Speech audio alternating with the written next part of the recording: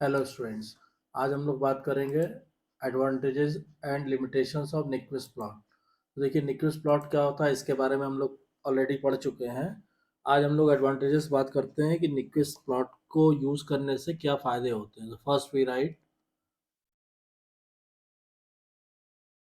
Advantages of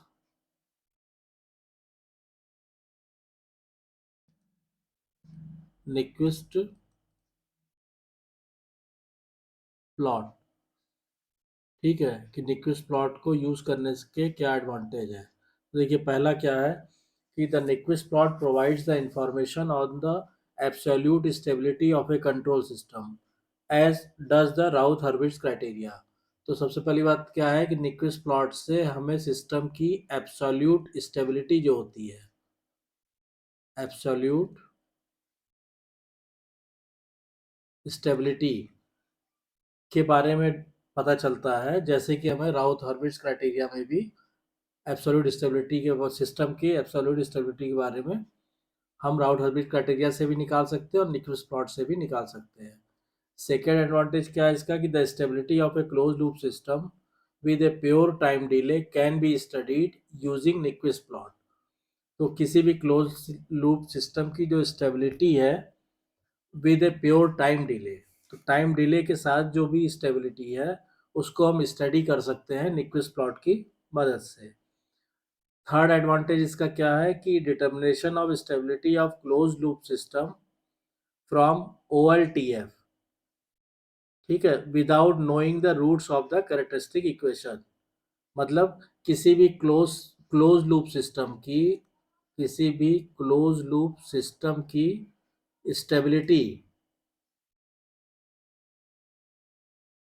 ठीक है, को हम डिटरमाइन कर सकते हैं with the use of open loop transfer function without knowing the roots of the characteristic equation. मतलब कैरेक्टरिस्टिक इक्वेशन की रूट्स को निकाले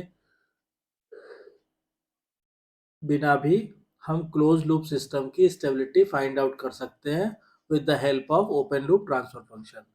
तो ये एक और एडवांटेज है निक्विस्ट प्लॉट को यूज करने का।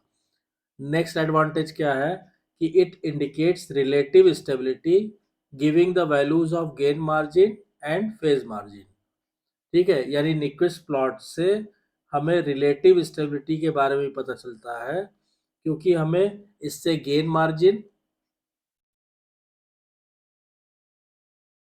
मार्जिन और फेज मार्जिन ये हम डिटरमाइन कर लेते हैं, और इससे हमें सिस्टम की रिलेटिव स्टेबिलिटी के बारे में भी हम फाइंड आउट कर सकते हैं। नेक्स्ट एडवांटेज क्या है इसका कि it suggest the improvement on stability if necessary. ठीक है, इट सजेस्ट द इम्प्रूवमेंट, यानी क्या इम्प्रूवमेंट हम कर सकते हैं। It suggest the improvement on stability, on stability if necessary, अगर ज़रूरत होती है तो ये इम्प्रूव सजेशन भी देता है स्टेबिलिटी को इम्प्रूव करने के लिए। नेक्स्ट एडवांटेज क्या है कि frequency domain characterization can be easily calculated from it. यानी निक्विस्ट प्लॉट से हम फ्रीक्वेंसी डोमेन कैरेक्टराइजेशन को इजीली कैलकुलेट कर सकते हैं। ठीक, नेक्स्ट एडवांटेज आप आ जाइए। ये क्या है, it is also useful for analysing conditionally stable system. यानी कि for analysing conditionally stable system को एनालाइज करने भी निक्विस्ट प्लॉट की काफ़ी हेल्प मिलती है। ठीक, नेक्स्ट एडवांटेज क्या है निक्विस्ट प्लॉट का कि it is also useful for to obtain and hence designing is much faster. ठीक है, तो निक्विस्ट प्लॉट को फाइंड आउट करना या ड्रॉ करना आसान होता है, इसलिए इसमें डिज़ाइनिंग जो होती है, डिज़ाइनिंग फास्टर हो जाती है। तो designing is faster in case of Nyquist plot. तो ये कुछ एडवांटेजेस हैं जिनके जिनका हमें फ़ायदा मिलता है अगर हम न्यूक्विस्ट प्लॉट को ड्रॉ करते हैं। ठीक, अब इन एडवांटेजेस की जहाँ तक बात है, इसके अलावा न्यूक्विस्ट प्लॉट की एक लिमिटेशन भी होती है, उसके बारे में भी आपको पता होना चाहिए। तो यहाँ पे हम लिखते हैं limitation of Nyquist plot. Limitation of Nyquist plot.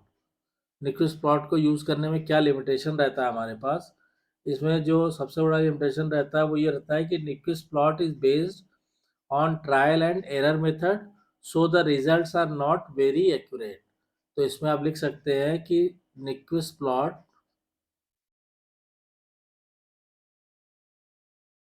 is based on trial and error method. Trial and error method. So the results obtained. So the results obtained are not very precise और accurate। तो चूंकि ये जो Nyquist plot है ये based रहता है किस पे? ट्रायल एंड एरर मेथड पे। ठीक है, तो इससे क्या होता है कि जो रिजल्ट हमें मिलता है न्यूक्विस्ट प्लॉट की मदद से, उसकी एक्यूरेसी को हम ज़्यादा प्रिसाइज नहीं कर सकते, मतलब रिजल्ट जो है इसमें ज़्यादा एक्यूरेट नहीं होता है। तो यही एक लिमिटेशन है न्यूक्विस्ट प्लॉट की। Otherwise Nyquist plot is very useful due to these advantages. ठीक, अब इसमें एक जो वर्ड हमने बात की है वो हमने बात किया रिलेटिव स्टेबिलिटी की। तो वो क्या होता है वो भी यहीं पे समझ लीजिए, उसके लिए कहीं अलग से उसकी ज़रूरत नहीं है। तो अगर हम रिलेटिव स्टेबिलिटी की बात करेंगे तो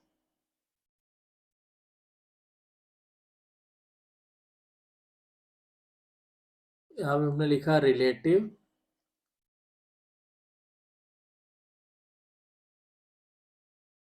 स्टेबिलिटी। ठीक है, रिलेटिव स्टेबिलिटी क्या होती है कि देखिए we can determine the relative stability from Nyquist stability plot. ठीक है, अब इसमें क्या होता है कि मान लीजिए हम यहाँ पे इसको समझाने के लिए हमने यहाँ पे न्यूक्विस्ट स्टेबिलिटी प्लॉट ड्रॉ किया। सपोज कीजिए ये हो गया हमारा इमेजिनरी एक्सिस और ये हो गया रियल एक्सिस। ठीक है, ऐसे ही यहाँ पे तो इसमें क्या होगा कि मान लीजिए न्यूक्विस्ट प्लॉट हमने ड्रॉ किया। तो सपोज कीजिए न्यूक्विस्ट प्लॉट आया हमारा ये। ठीक है, अब इसमें ये क्या है? ये है हमारा, मान लीजिए इमेजिनरी एक्सिस हमने लिख लिया आई एम। ये हो गया हमारा रियल एक्सिस आर ई। ये ड्रॉ हो गया हमारा जी j omega H j omega. ठीक है, ये क्या है? ये है omega PC face cross over frequency. ठीक, ये हो गया हमारा ओमेगा पीसी। ठीक, और ये जो वैल्यू बताएगा ये तो हो गया ओमेगा पीसी, ये फ्रीक्वेंसी पे। ठीक, और ये जो वैल्यू बताएगा ये मैग्नीट्यूड बताएगा किसका? G j omega H j omega का मैग्नीट्यूड बताएगा। कब? When omega equal to omega ji c. ठीक है, एक तो ये हो गया। अब इसमें क्या होगा कि देखिए इसमें रिलेटिव स्टेबिलिटी आप कैसे डिटरमाइन कर सकते हैं न्यूक्विस्ट स्टेबिलिटी प्लॉट से?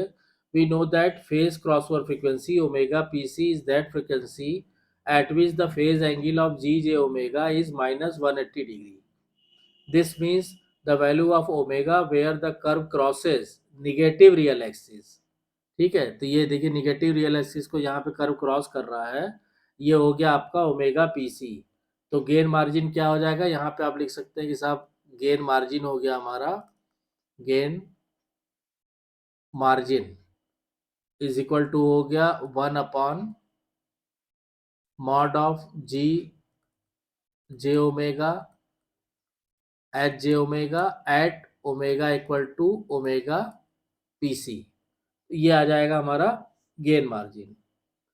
अब उसके बाद फेज मार्जिन अगर आपको निकालना है तो उसके लिए आप क्या करेंगे, आप नेक्स्ट इस पे आ जाइए पेज पे। फिर से आपने क्या किया, मान लीजिए ये निक्विस्ट प्लॉट ड्रॉ किया,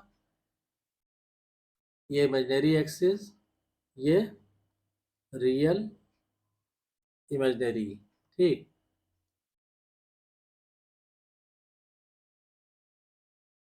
ये आया मान लीजिए, ठीक।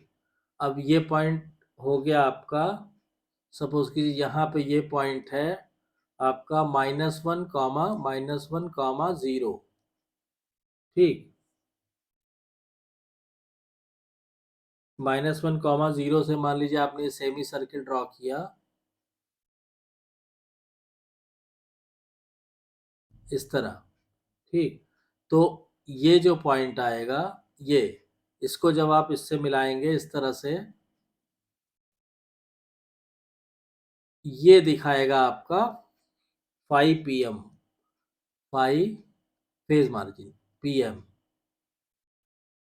ठीक है। ये हो गया आपका 5 pm, ये जो एंगल दिखाएगा, ठीक। तो the gain crossover frequency omega ji C is frequency at which mod of G j omega H j omega at omega equal to omega ji C is equal to 1।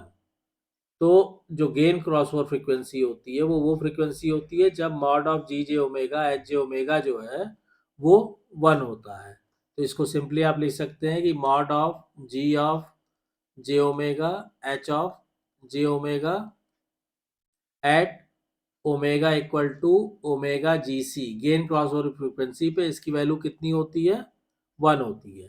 तो the phase margin 5 pm is then the amount of angle by which the polar plot must be rotated to cause it to pass through the -1, 0 point. The same was said in polar plot lecture also, ठीक। तो अब इसमें ये जो दिखा रहा है आपको से, ये जो एंगल दिखा रहा है ये एंगल हो गया आपका phase margin, this is 5 pm। तो इस तरह से निक्विस्ट प्लॉट से आप गेन मार्जिन और फेज मार्जिन दोनों आप फाइंड आउट कर सकते हैं। और जब दोनों आप फाइंड आउट कर लेंगे तो आपको रिलेटिव स्टेबिलिटी किसी भी कंट्रोल सिस्टम की पता चल जाएगी, तो इजीली आप इसको ऑब्टेन कर सकते हैं। तो आई होप कि आपको ये कॉन्सेप्ट क्लियर हो गया होगा। अगर कोई डाउट्स या कंफ्यूजन है तो कमेंट लाइन में कमेंट करके पूछिए।